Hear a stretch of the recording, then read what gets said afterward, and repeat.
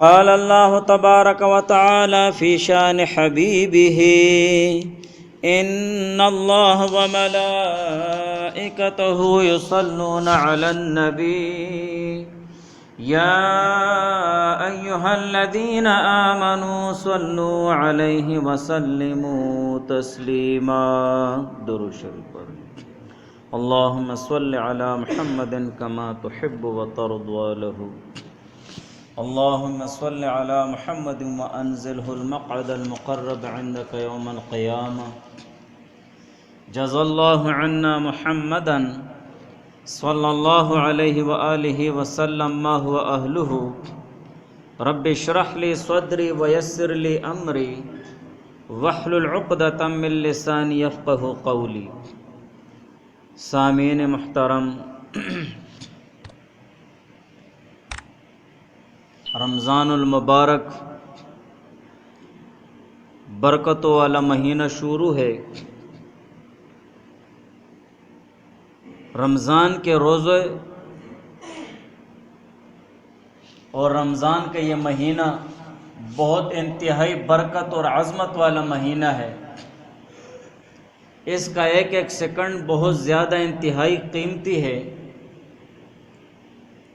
اور یہ اللہ تعالیٰ کی رضا اور خوشنودی حاصل کرنے کا مہینہ ہے،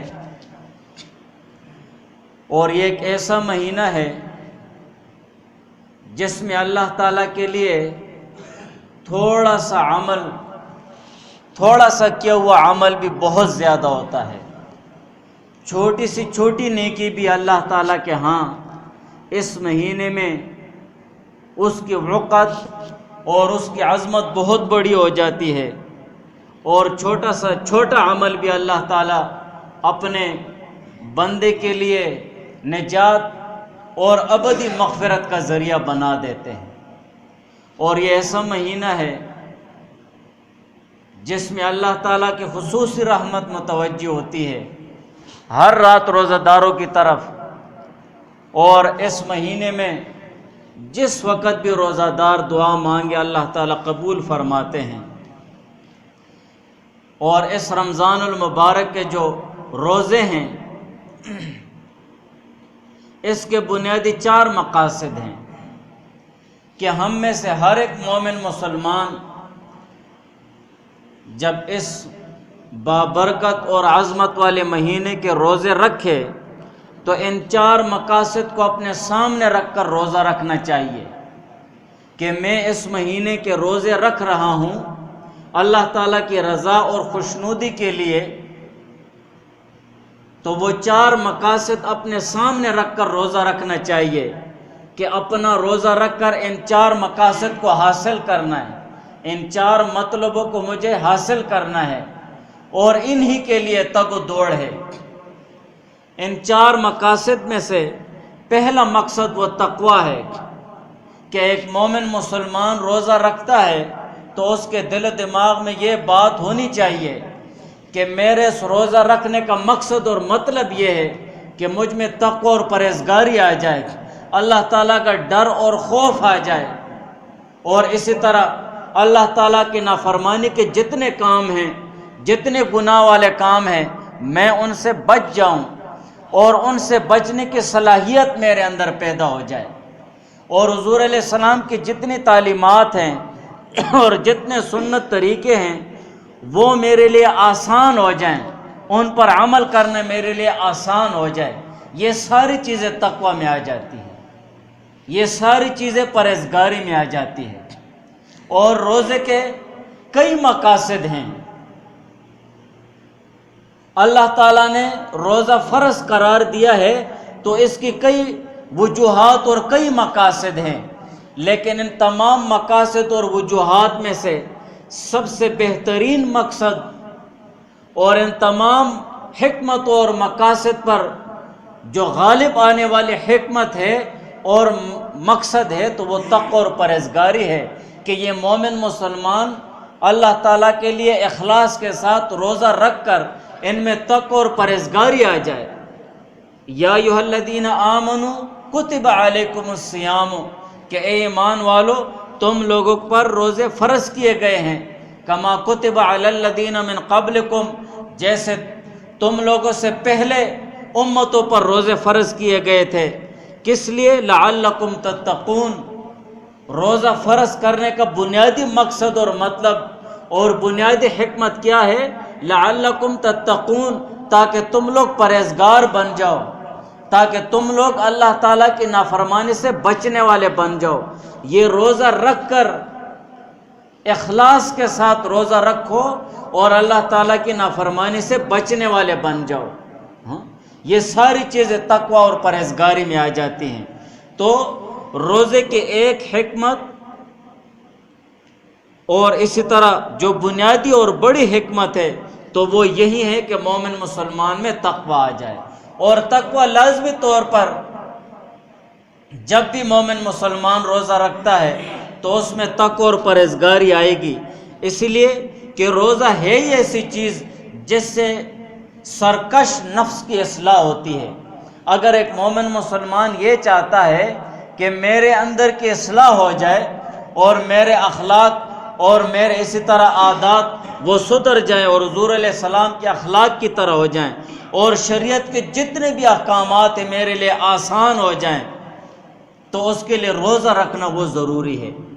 اس لیے کہ روزہ یہ اللہ تعالیٰ کی واحد عبادت ہے جس سے مومن مسلمان کا نفس سرکش اور جو بتکا ہوا نفس ہوتا ہے تو وہ اس سے قابو میں آ جاتا ہے، اور جتنے بھی وہ بھاری احکام ہیں جو نفس پر بھاری معلوم ہوتے ہیں اور مشکل معلوم ہوتے ہیں وہ مومن مسلمان کے لیے آسان ہو جاتے ہیں۔ اور اسی طرح روزے کے دوران مومن مسلمان جو نفس کی مرغوبات ہیں، کھانا ہے، پینا ہے، بیوی کے ساتھ جماع کرنا ہے اور دوسری حلال خواہشات ہیں، وہ ان سے رک جاتا ہے۔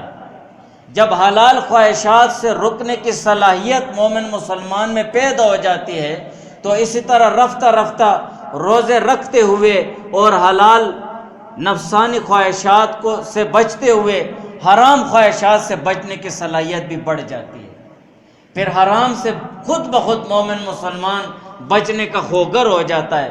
لازمی بات ہے جب ایک مومن مسلمان دن کو حلال کھانا پینا چھوڑ دیتا ہے تو حرام سے بچنے کی صلاحیت خود بخود اس میں اللہ تعالیٰ پیدا فرما دیتے ہیں، اور نفس کی جو قوت ہے اور شہوت ہے تو وہ اس میں ضعف آ جاتا ہے۔ اور یہی وجہ ہے لعلکم تتقون، اللہ تعالیٰ نے فرمایا کہ تم لوگ پرہیزگار بن جاؤ، تو یہ روزے کی وجہ سے مومن مسلمان کے نفس میں ضعف پیدا ہو جاتا ہے۔ نفس یعنی وہ نفسانی خواہشات طبعیہ غیر شرعیہ، ایسی خواہشات جس کی طرف طبیعت میلان کرتی ہے اور طبیعت چاہتی ہے لیکن شریعت کے خلاف ہونے کی وجہ سے وہ اس سے رکا جاتا ہے، تو یہ روزے کی خصوصیت ہے۔ اور حدیث میں بھی ہے الصیام جنۃ، کہ یہ روزہ یہ ڈھال ہے، یہ روزہ ڈھال ہے کہ جیسے مومن مسلمان شیطان وہ سامنے جنگ کے میدان میں وہ دشمن کی وار سے خود کو بچانے کے لیے ڈھال آگے کرتا ہے، تو اسی طرح مومن مسلمان روزہ رکھ کر نفس اور شیطان کے وار سے بچتا جاتا ہے۔ شیطان کا زور اور شیطان کا داؤ وہ اس پر کمزور پڑ جاتا ہے۔ الصیام جنۃ، کہ یہ روزہ ڈھال ہے۔ اور دوسری چیز یہ ہے کہ یہ روزہ فَإِنَّهُ وِجَاءٌ، یہ شہوت اور نفسانی خواہشات کی کمر توڑ دیتی ہے۔ اور حدیث میں بھی آیا ہے کہ جو نوجوان ہیں تو ان کو چاہیے کہ وہ نکاح کریں، لیکن وہ نکاح نہیں کر سکتے ہیں تو وہ روزے رکھیں تاکہ حرام کام سے بچ سکیں، گناہوں سے بچ سکیں، زنا اور بدکاری سے بچ سکیں۔ فَإِنَّهُ لَهُ وِجَاءٌ، اس لیے کہ یہ روزہ یہ شہوت کی کمر کو توڑ دیتا ہے، جو نفسانی خواہشات ہیں ان کو ختم کر دیتا ہے۔ تو روزے کا بنیادی مقصد اور بنیادی حکمت وہ یہی ہے لعلکم تتقون، تاکہ تم لوگ پرہیزگار بن جاؤ۔ اللہ تعالیٰ فرماتے ہیں لعلکم تتقون، کہ روزہ ہم نے اسی مقصد سے وہ فرض کیا ہے کہ تم لوگ پرہیزگار بن جاؤ۔ تو پہلا مقصد وہ تقوی اور پرہیزگاری ہے کہ ہم میں سے ہر مومن مسلمان وہ روزہ رکھے تو اس کے دل و دماغ میں یہ بات ہونی چاہیے کہ مجھ میں پرہیزگاری آ جائے، مجھ میں تقوی آ جائے، اللہ تعالیٰ کے احکامات پورا کرنا میرے لیے آسان ہو جائے، اور حضور علیہ السلام کے سنت طریقے وہ میرے لیے آسان ہو جائیں۔ اور مشائخ نے اسی تقوی اور پرہیزگاری کو اعلیٰ طریقے پر حاصل کرنے کے لیے اپنے روزے کے ساتھ اس کے لیے روزے کے آداب مشائخ نے ذکر کیے ہیں کہ جس روزے میں جتنا زیادہ اخلاص ہوگا اتنی مومن مسلمان میں تقوی اور پرہیزگاری آئے گی، اگر اخلاص کم ہو گیا تو اتنی تقوی اور پرہیزگاری کم آتی جائے گی۔ اور روزے کا بنیادی مقصد میں نے بار بار بتا دیا ہے، وہ یہی ہے کہ مومن مسلمان کے دل و دماغ میں ہو کہ مجھ میں پرہیزگاری آ جائے۔ تو مشائخ اور فقہا نے اس کے لیے آداب ذکر کیے ہیں۔ پہلا ادب یہ ہے کہ نگاہ کی حفاظت ہو۔ اگر مومن مسلمان یہ چاہتا ہے کہ روزے کا جو بنیادی مقصد تقوی اور پرہیزگاری ہے وہ مجھ میں آ جائے، تو روزے کے جو آداب ہیں ان آداب کی خصوصیت کے ساتھ رعایت رکھنی ہے۔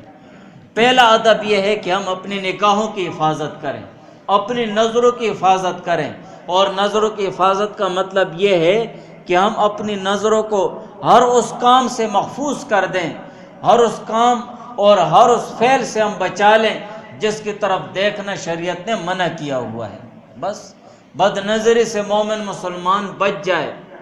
اور بد نظری حضور علیہ السلام کا حدیث مبارک کا مفہوم ہے کہ النظر سہام من سہام ابلیس، کہ یہ نظر یہ شیطان کے تیروں میں سے ایک تیر ہے، مسموم زہریلا تیر ہے۔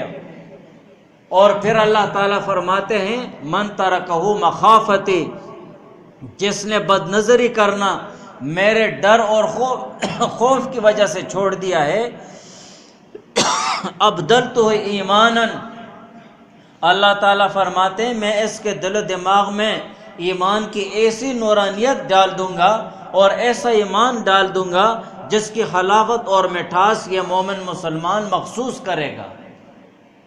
یجد حلاوتہ فی قلبہ، اپنے دل میں اس کی مٹھاس اور لذت کو پائے گا۔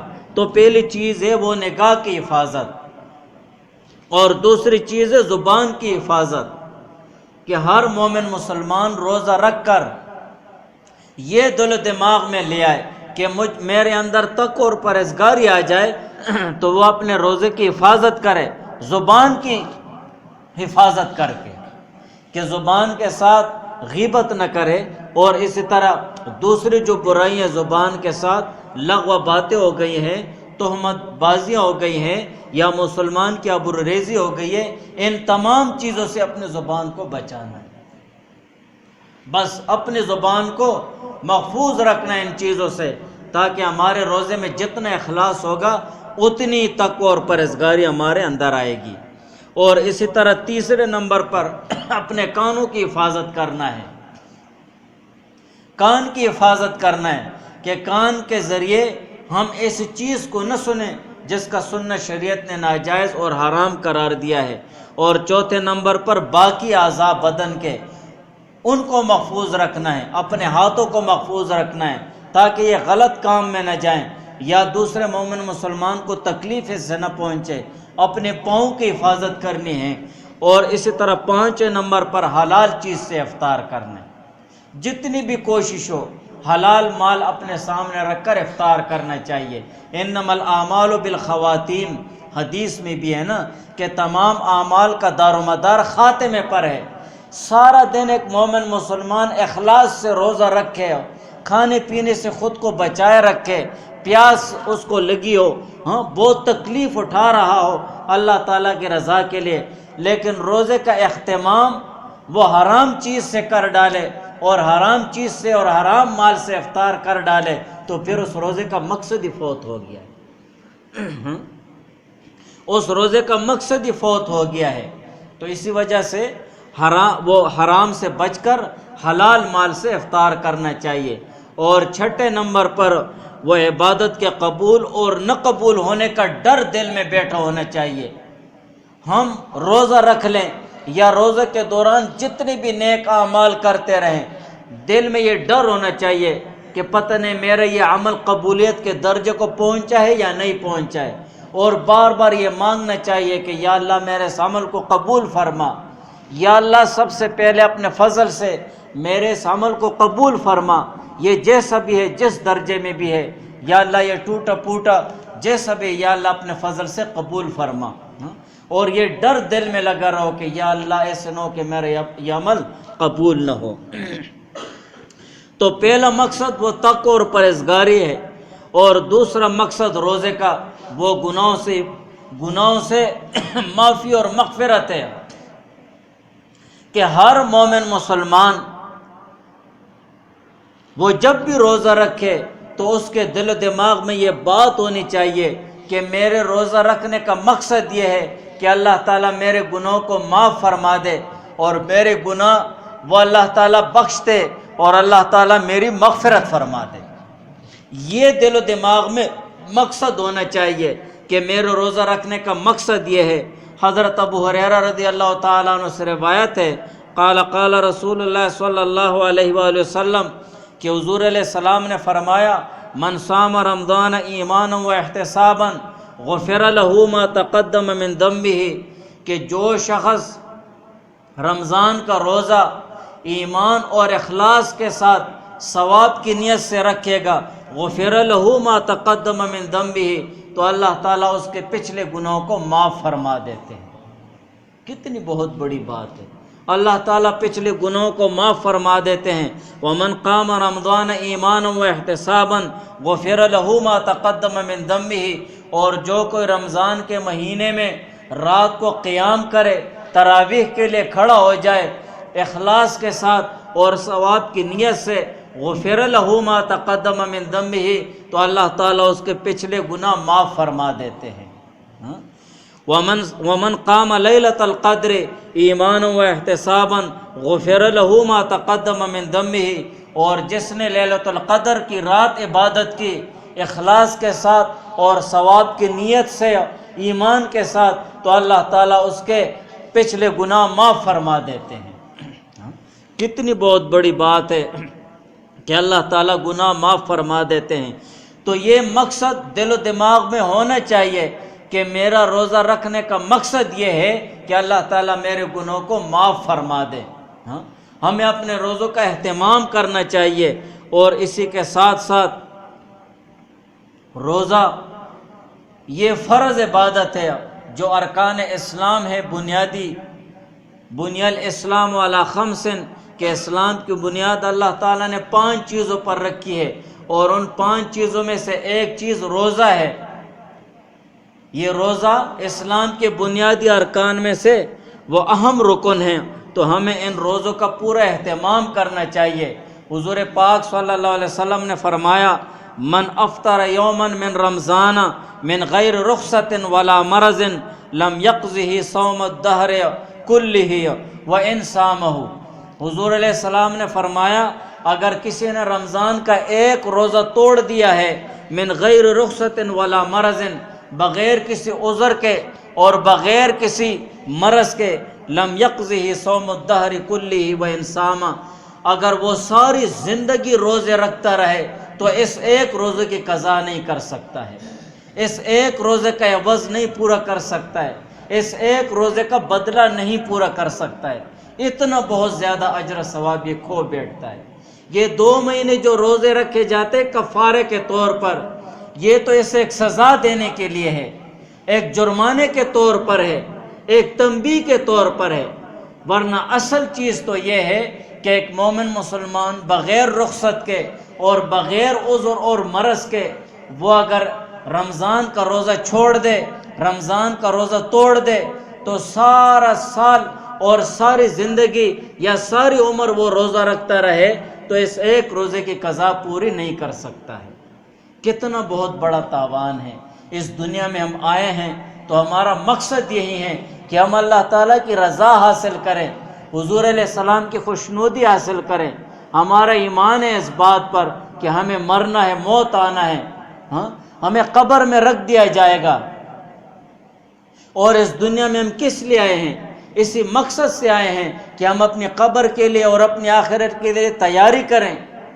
اور اپنی قبر اور اپنی آخرت کی تیاری کے لیے اللہ تعالیٰ نے ساری چیزیں سامنے رکھ دی ہیں کہ میری اطاعت کرو اور میرے رسول کی اطاعت کرو، بس قبر بھی بن جائے گی اور آخرت بھی بن جائے گی۔ اب اگر ہم اللہ اور اس کے رسول کی نافرمانی کرتے جائیں اور پھر ہم یہ کہیں کہ اللہ تعالیٰ مجھے معاف کر دے گا، تو یہ ہماری بہت بڑی بے وقوفی ہے، یہ ہماری بے وقوفی ہے۔ اللہ تعالیٰ غفور و رحیم ہے، لیکن اس کے ساتھ ساتھ قہار بھی ہے، جبار بھی ہے، انتقام لینے والی ذات بھی ہے، حساب و کتاب لینے والی ذات بھی ہے۔ ہمارے دل و دماغ میں یہ چیز نہیں آتی ہے۔ رزاق بھی ہے، رزق دینے والی ذات بھی ہے۔ پھر ہم کیوں نہیں کہتے ہیں کہ چارپائی میں لیٹ جاؤں، بس اللہ تعالیٰ رزق دینے والی ذات ہے، آسمان سے رزق آئے گا۔ وَمَا مِن دَابَّةٍ فِي الْأَرْضِ إِلَّا عَلَى اللَّهِ رِزْقُهَا، روئے زمین پر جو بھی زندہ سر ہے اللہ تعالیٰ نے اس کو رزق دینا ہے، کوئی زندہ سر بھی بغیر رزق کے نہیں رہ سکتا ہے۔ لیکن مومن مسلمان کو اللہ تعالیٰ نے دماغ دیا ہوا ہے، عقل دی ہوئی ہے، بصیرت دی ہوئی ہے، دین اور دینداری دی ہوئی ہے۔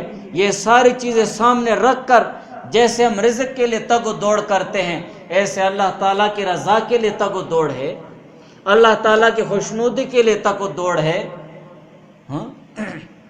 القیس من دان نفسہ وعمل لما بعد الموت والعاجز من اتبع نفسہ ہواہا وتمنى علی اللہ، کہ ہوشیار و عقل مند انسان وہ ہے مومن مسلمان جو اپنی موت کے لیے تیاری کرتا رہے۔ وعمل لما بعد الموت، موت کے بعد جو چیزیں آنے والی اس کے لیے تیاری میں لگا رہے۔ لیکن ہم غفلت میں پڑے ہوئے ہیں، نفس و شیطان کے دھوکے میں پڑے ہوئے ہیں، نفسانی خواہشات کی تابعداری میں لگ گئے ہیں، بس جو ہمارا دل چاہتا ہے ہم وہ کرتے ہیں۔ یہ تو اپنی خواہشات کی تابعداری کرنے۔ ایک ہے اللہ تعالیٰ کی رضا کے مطابق اور اللہ تعالیٰ کی مرضی کے مطابق زندگی گزارنا ہے، رب چاہی زندگی، اور ایک ہے من چاہی زندگی، اپنا دل جو چاہتا ہے تو اس کے مطابق زندگی گزارنا ہے۔ رب چاہی زندگی رب کی عبادت کرنا ہے، من چاہی زندگی اپنے خواہشات کو خدا بنانا ہے، اپنے خواہشات کو خدا بنانا ہے۔ بس میرے دل میں چیز آ گئی ہے، میرا دل کرتا ہے یہ کھا لوں، یہ حاصل کر لوں، اس چیز کو دیکھ لوں، یہ روزہ نہ رکھوں، میں روزہ نہیں رکھ سکتا ہوں۔ روزے کا مقصد یہ ہے، دیکھو اس آیت میں کتنی تسلی اللہ تعالیٰ نے مومن مسلمانوں کو دی ہے۔ یا ایھا الذین آمنوا، اے ایمان والو، یہ بھی تسلی ہے۔ اگر ہم کسی سے کہیں بھائی اے طالب علم پانی لے آؤ، اور یہاں مجھ سے کہ او بے وقوف پانی لے آؤ، کتنا فرق ہے۔ اس میں بھی تسلی ہے، اے مومنو گھبرانا نہیں ہے، ڈرنا نہیں ہے۔ یہ عمران خان والا گھبرانا نہیں ہے، گھبرانا نہیں ہے، سوری میں ایسی باتیں نہیں کرتا ہوں، پہلی مرتبہ منہ سے نکل گیا۔ یا ایھا الذین آمنوا، اے ایمان والو، یہ بھی تسلی ہے، کتب علیکم الصیام کما کتب علی الذین من قبلکم، تم لوگوں پر روزے فرض کیے گئے ہیں جیسے تم سے پہلے لوگوں پر روزے فرض کیے گئے۔ یہ بھی تسلی ہے، یہ بھی تسلی ہے کہ تم لوگوں پر مشقت نہیں ڈالی ہے، ویسے پہلے لوگوں پر بھی روزے فرض کیے گئے تھے۔ یہ مت سوچنا کہ روزہ کون رکھے گا، یہ تو بہت زیادہ مشکل ہے، دن بھر کون کھانے پینے کے بغیر رہ سکتا ہے، یہ تو مجھ سے نہیں ہوتا ہے۔ یہ مشکل نہیں ہے، اس لیے کہ پہلے بھی لوگوں پر روزے فرض کیے گئے تھے، اور اس کے ساتھ ساتھ لعلکم تتقون، اور روزوں کے فرض کرنے کا مقصد ہے کہ تم لوگوں میں تقوی اور پرہیزگاری آ جائے، اللہ تعالیٰ کی نافرمانی نہ کرنے لگ جاؤ۔ یہود و نصارہ پر بھی روزے فرض کیے گئے تھے، لیکن انہوں نے فرض روزے صحیح ادا نہیں کیے، اور انہوں نے تقوی اور پرہیزگاری چھوڑ دی اور اللہ تعالیٰ کی نافرمانی میں لگ گئے، تو ان کا کیا انجام ہو گیا ہے۔ اب ہم اگر ایسے ہو جائیں، یہود و نصارہ کی تابعداری میں لگ جائیں اور اللہ تعالیٰ کی نافرمانی کرنے میں لگ جائیں، روزہ رکھنا ہی چھوڑ دیں، تو پھر تقوی کہاں سے آئے گی؟ پھر تو ہم بھی اللہ تعالیٰ کے دربار میں اور اللہ تعالیٰ کے ہاں ذلیل و خوار ہو جائیں گے، پھر ہم میں اور ان میں کیا فرق رہ جائے گا؟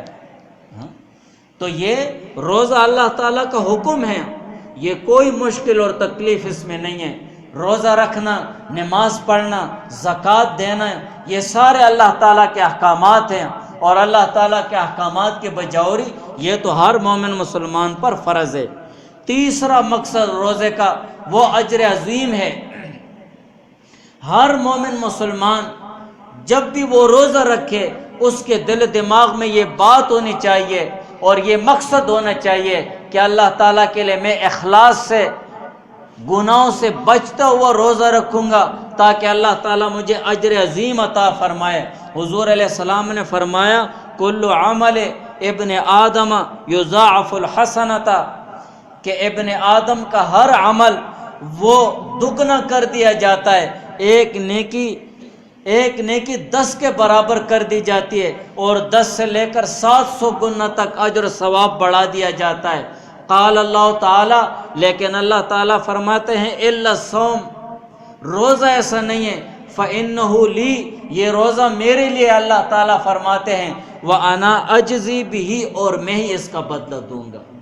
کتنی بہت بڑی فضیلت ہے کہ جتنے بھی اعمال ہیں اور جتنے بھی صالح اعمال ہیں، ایک نیکی 1 سے لے کر 10 تک، 10 سے لے کر 700 گنا تک، اور اس سے بھی اللہ تعالیٰ اجر عطا فرماتے ہیں۔ لیکن روزہ کے متعلق حضور اللہ تعالیٰ نے فرمایا الا الصوم، مگر یہ روزہ یہ میرے لیے ہے، وأنا أجزی بہ، اور میں اس کا بدلہ دوں گا۔ کتنی بہت بڑی فضیلت ہے، کتنی بہت بڑی فضیلت ہے۔ دنیا میں اگر ہمارا مالک ہے وہ یہاں پر آ جائے اور وہ یہ کہے کہ اس شخص نے یہ کام میرے لیے کیا ہے، بس اس کا میں تمہیں انفرادی بدلہ دوں گا، ہم کتنے خوش ہو جائیں گے۔ کتنا بہت بڑا اعزاز ہے یار، وہ ویسے بھی تھاپی لگا دے بس ٹھیک ہے یار، کتنی خوشی کی بات ہوتی ہے۔ اور پھر اللہ تعالیٰ احکم الحاکمین ہے، بادشاہوں کے بادشاہ ہے، مالک الملوک ہے، وہ فرماتے ہیں فإنہ لی، یہ روزہ میرے لیے ہے۔ جو چیز اللہ تعالیٰ فرماتے ہیں میرے لیے ہے، ہم وہی نہیں کرتے ہیں تو پھر اللہ کے لیے ہم کیا کریں گے؟ اللہ تعالیٰ ہم سے روزہ مانگ رہے ہیں کہ روزہ میرے لیے، روزہ رکھو، وأنا أجزی بہ، اور میں اس کا بدلہ دوں گا، میں اس کا اجر ثواب دوں گا۔ جتنے بھی عبادات ہیں، جتنے بھی وہ ہیں، تو ان کا اپنا اپنا ایک مرتبہ ہے، اور تمام عبادات وہ اللہ تعالیٰ کی رضا اور خوشنودی کے لیے ہے۔ لیکن روزے کو اللہ تعالیٰ نے خصوصیت بخشی ہے، روزے کو تمام عبادتوں پر ایک خصوصیت بخشی ہے، اور خصوصیت بخشنے کا پہلی وجہ اور پہلی حکمت یہ ہے کہ اس روزے کے ساتھ جو نفس امارہ ہے اور جو نفس سرکش ہے، اس کو قابو کرنا بہت آسان ہو جاتا ہے، نفسانی خواہشات ختم ہو جاتے ہیں بنسبت دوسری عبادتوں کی بنسبت مومن مسلمان کے اندر کی جو خواہشات ہیں، جو نفسانی خواہشات ہیں، وہ اتنی آسانی سے ختم نہیں ہوتی ہیں جتنے کہ روزے کے ساتھ ختم ہو جاتی ہے۔ اور دوسری وجہ یہ ہے کہ یہ روزہ دوسری عبادتوں کی بنسبت یہ اللہ اور بندے کے درمیان ایک راز ہے، الصوم سر بین اللہ و بین عبدہ، کہ یہ روزہ بندے اور اللہ تعالیٰ کے درمیان ایک راز ہے، صرف اللہ تعالیٰ کو معلوم ہے کہ اس بندے نے میرے لیے روزہ رکھا ہے، اور اس بندے کو معلوم ہے کہ میں نے روزہ اللہ کے لیے رکھا ہے۔ وہ اس روزے کی حفاظت کرتا ہے، صرف کس کے لیے؟ صرف اللہ تعالیٰ کی رضا کے لیے۔ کسے پتہ ہے؟ کسی کے ماتھے پہ تو نہیں لکھا ہے کہ اس نے روزہ رکھا ہوا ہے، یا اس نے روزہ نہیں رکھا ہوا ہے، یا اس نے روزہ کس درجے میں رکھا ہوا ہے، یا یہ روزے میں کون کون سے گناہ کرتا ہے، یہ تو کسی کو بھی پتہ نہیں ہے، یہ صرف اللہ تعالیٰ کو معلوم ہے اور اس بندے کو معلوم ہے۔ تو پہلا بنیادی مقصد وہ تقوی ہے، اور دوسرا بنیادی مقصد روزے کا وہ گناہوں کی بخشش ہے، اور تیسرا بنیادی مقصد وہ اجر عظیم ہے، اور چوتھا بنیادی مقصد وہ قرب الہی ہے، کہ ہم میں سے جو بھی مومن مسلمان روزہ رکھے تو اس کے دل و دماغ میں یہ بات ہونی چاہیے کہ اللہ تعالیٰ مجھے متقی بنائے، اور اللہ تعالیٰ میرے گناہوں کی بخشش فرما دے، اور اللہ تعالیٰ مجھے اجر عظیم عطا فرمائے، اور چوتھی چیز یہ کہ اللہ تعالیٰ مجھے اپنا خاص قرب عطا فرمائے کہ میں اللہ تعالیٰ کے قریب ہو جاؤں۔ اور یہ روزے میں بنیادی خصوصیت اللہ تعالیٰ نے رکھی ہے، اور یہی حدیث ہے جو اللہ تعالیٰ نے فرمایا الا الصوم، کہ یہ روزہ میرے لیے ہے، وَأَنَا أَجْزِي بِهِ، اور میں ہی اس کا بدلہ دوں گا۔ دوسرے مشائخ اور فقہا فرماتے ہیں یہ وَأَنَا أَجْزِي بِهِ یہ اس طرح بھی ہے وَأَنَا أُجْزَى بِهِ کہ میں ہی اس کا بدلہ ہوں۔ اللہ تعالیٰ فرماتے ہیں کہ روزہ میرے لیے ہے اور میں ہی اس کا بدلہ ہوں۔ کتنی بہت بڑی بات ہو گئی ہے کہ اللہ تعالیٰ اپنا خصوصی قرب وہ دوسری عبادتوں کی بنسبت روزے میں اللہ تعالیٰ نے رکھی ہوئی ہے کہ روزہ رکھ کر اللہ تعالیٰ فرماتے ہیں کہ میں ہی اس کا بدلہ ہوں۔ بس جس نے اخلاص کے ساتھ اللہ تعالیٰ کی رضا کے لیے روزہ رکھ دیا ہے، گویا کہ اس کو اللہ تعالیٰ کا خصوصی قرب اور خصوصی نزدیکیت وہ حاصل ہو گئی ہے۔ اسی وجہ سے ہمیں اپنے روزوں کا اہتمام کرنا چاہیے، روزوں میں غفلت سے کام نہیں لینا چاہیے۔ حضور پاک صلی اللہ علیہ وسلم نے فرمایا یومن قال یومن حضرنا رمضان و عطاکم رمضان، کہ حضور علیہ السلام نے ایک مرتبہ فرمایا کہ تم لوگوں پر رمضان کا مہینہ آ گیا ہے، شہر برکت، برکت والا مہینہ ہے، یغشاکم اللہ فیہ، اور اللہ تعالیٰ اس میں خصوصی رحمت نازل فرماتے ہیں، فینزل الرحمت ویحط الخطایا، اللہ تعالیٰ اس میں خصوصیت کے ساتھ اپنے بندوں کی طرف متوجہ ہوتے ہیں، اور اللہ تعالیٰ رحمت نازل فرماتے ہیں اور گناہوں کو معاف فرماتے ہیں، ویستجیب فیہ الدعاء، اور اللہ تعالیٰ اس رمضان کے مہینے میں دعائیں قبول فرماتے ہیں، ینظر اللہ تعالیٰ الی تنافسکم، اللہ تعالیٰ تمہارے حرص کو دیکھتے ہیں۔ تنافس کے معنی ایک دوسرے کو دیکھ کر کسی کام میں آگے بڑھنا۔ ہم گناہوں میں تو ایک دوسرے سے آگے بڑھتے ہیں، لیکن نیک اعمال میں ایک دوسرے سے پیچھے ہوتے جاتے ہیں۔ ہمارا ساتھ والا دوست اگر 2 رکعت نفل پڑھتا ہے میں 4 پڑھوں گا، وہ 4 پڑھتا ہے میں 6 پڑھوں گا، وہ 6 پڑھتا ہے میں 8 پڑھوں گا۔ یہ بھائی اتنا اخلاص سے روزہ رکھتا ہے کہ وہ سحری میں اٹھتا ہے، سحری میں سب سے پہلے تہجد پڑھتا ہے، وہ پھر دیکھتا ہے کہ یہ 4 پڑھتا ہے میں 6 پڑھوں گا۔ یہ تنافس ہے۔ تو اللہ تعالیٰ ہمارے تنافس کو دیکھتا ہے، حرص کو دیکھتا ہے کہ میرے بندے ایک دوسرے سے کیسے آگے بڑھتے ہیں نیک اعمال میں۔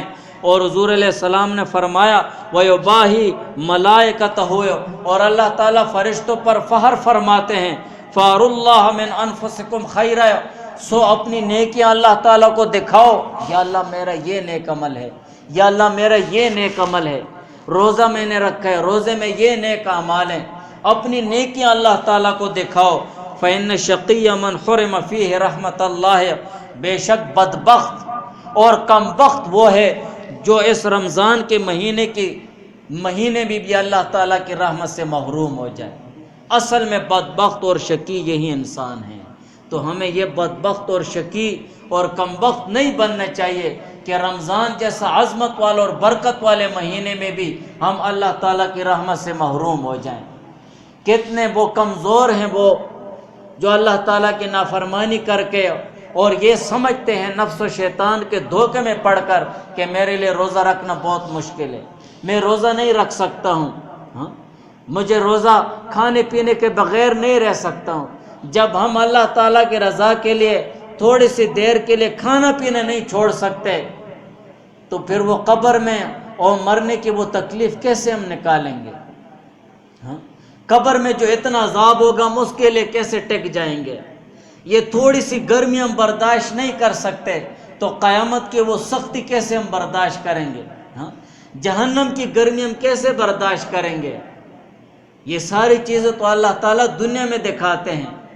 ہمیں اپنے اندر ایک احساس پیدا کرنا چاہیے کہ میں ایک مومن مسلمان ہوں، حضور علیہ السلام کا کلمہ گو ہوں، حضور علیہ السلام کا نام لینے والا ہوں، اور اللہ تعالیٰ کی توحید اور رسالت پر ایمان لانے والا ہوں، اور یہ روزہ اللہ تعالیٰ کا حکم ہے، پھر میں کیسے اللہ تعالیٰ کے حکم کو چھوڑ دوں؟ اس دنیا کو میں چھوڑ سکتا ہوں لیکن اللہ تعالیٰ کے حکم کو نہیں چھوڑ سکتا۔ ہمارا ایمان ایسا ہونا چاہیے۔ اب ہم خود سوچیں اپنے گریبان میں کہ ہمارا ایمان کتنا کمزور ہو گیا ہے۔ ہم اس ایمان کے ساتھ جو فرض روزہ بھی نہیں رکھ سکتے، فرض عبادت بھی نہیں کر سکتے، تو ہم اس ایمان کے ساتھ اللہ تعالیٰ کا سامنا کیسے کریں گے کہ یا اللہ میں کیسے ایمان لایا ہوں، میں کیسے اعمال لایا ہوں، اور کیسے تیری رضا کے لیے میں کوشاں تھا، کیسے تیرے حضور کی خوشنودی کے لیے میں سرگرداں تھا۔ ہم کیسے کہیں گے؟ ہمیں تو اللہ تعالیٰ کی طرف سے یہ حکم ہو گیا کہ دنیا داری میں پڑے رہے، دنیا کماتے رہے، لا نسألک رزقا، ورنہ اللہ تعالیٰ تو ہم سے رزق نہیں مانگتا ہے کہ میرے لیے رزق کماؤ، رزق تو اللہ تعالیٰ ہمیں دے گا، لیکن اللہ تعالیٰ چاہتے ہیں کہ ہم عبادت گزار بن جائیں۔ وَمَا خَلَقْتُ الْجِنَّ وَالْإِنسَ إِلَّا لِيَعْبُدُونَ، اللہ تعالیٰ نے جنات اور انسانوں کو اپنی عبادت کے لیے پیدا کیا ہے، اور روزے جیسی اہم عبادت کو ہم چھوڑ رہے ہیں، تو یہ ہماری کم ظرفی ہے، ہماری کم بختی ہے۔ ہم میں سے ہر ایک آدمی اپنے شیشے میں دیکھے، شیشے میں اپنا چہرہ دیکھے اور پھر خود سے کہے کہ تو کیسا مرد ہے، تو کیسا مرد ہے جو اللہ تعالیٰ کی رضا کے لیے روزہ نہیں رکھ سکتا، فرض روزے اور نہیں رکھ سکتا ہے، تو خود کو مرد کہنا لیں کہ قابل ہی نہیں ہے۔ وہ چلو بھر پانی میں ڈوب کر مر جائے، وہ خود کو مسلمان بھی نہ کہے۔ مسلمان تو تب کہے گا جب وہ یہ کہے کہ میں روزہ رکھ رہا ہوں، میں فرض عبادت کر رہا ہوں، اللہ تعالیٰ کا حکم پورا کر رہا ہوں۔ تو ہم میں سے ہر ایک شخص کو اپنا شیشہ دیکھ لینا چاہیے، کوشش کرنی چاہیے۔ یہ رمضان کا مبارک مہینہ ہے کہ اس میں سے ہر ایک لمحہ دیکھو اللہ تعالیٰ نے ہمیں ایک موقع دیا ہوا ہے، اس ادارے میں ایک ماحول بنا ہوا ہے، ایک مسجد ہے، یہاں پر گرم سرد ٹھنڈا سب کچھ موجود ہے، سارا انتظام موجود ہے۔ ہمیں اکثر اوقات وہ مسجد میں دینے چاہیے، ہمیں اپنے دنیاوی کام بھی کرنے چاہیے، اور اس کے ساتھ ساتھ جو اللہ کا حکم ہے اس کو بھی پورا کرنا چاہیے، اس لیے کہ اللہ تعالیٰ کے حکم میں کوتاہی یہ بالکل نامناسب اور غلط ہے۔